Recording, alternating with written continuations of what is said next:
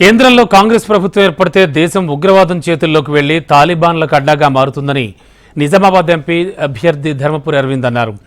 ఎన్నికల ప్రచారంలో భాగంగా జగిత్యాల జిల్లా మెట్పల్లిలో బీజేపీ కార్నర్ మీటింగ్లో ధర్మపురి అరవింద్ మాట్లాడారు.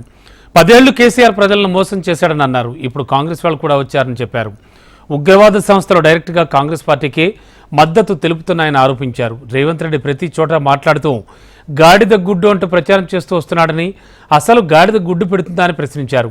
గాడిద గుడ్డు పెట్టడం ఎంత అబద్ధమో కాంగ్రెస్ 6 గ్యారెంటీలు కూడా అంతే అబద్ధం అన్నారు ఆయన. యువత, మహిళలు, వృద్ధులు, మేధావులు అంతా ఆలోచించి మోడీకే ఓటు వేయాలని కోరారు.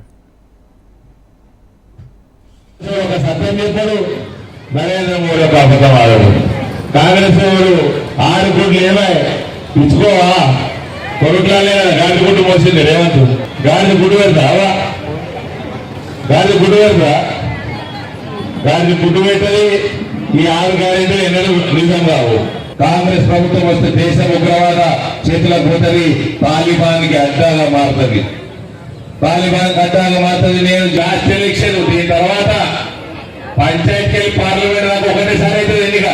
సర్పంచ్ కాడికి వెళ్ళి మొదలు పెట్టుకుని పార్లమెంట్ ఎంపీ దాకా అన్నిటికీ కమలాన్ని కూతురే. నెక్స్ట్ టైం నుంచి మొత్తం కమలాన్ని కూతురే.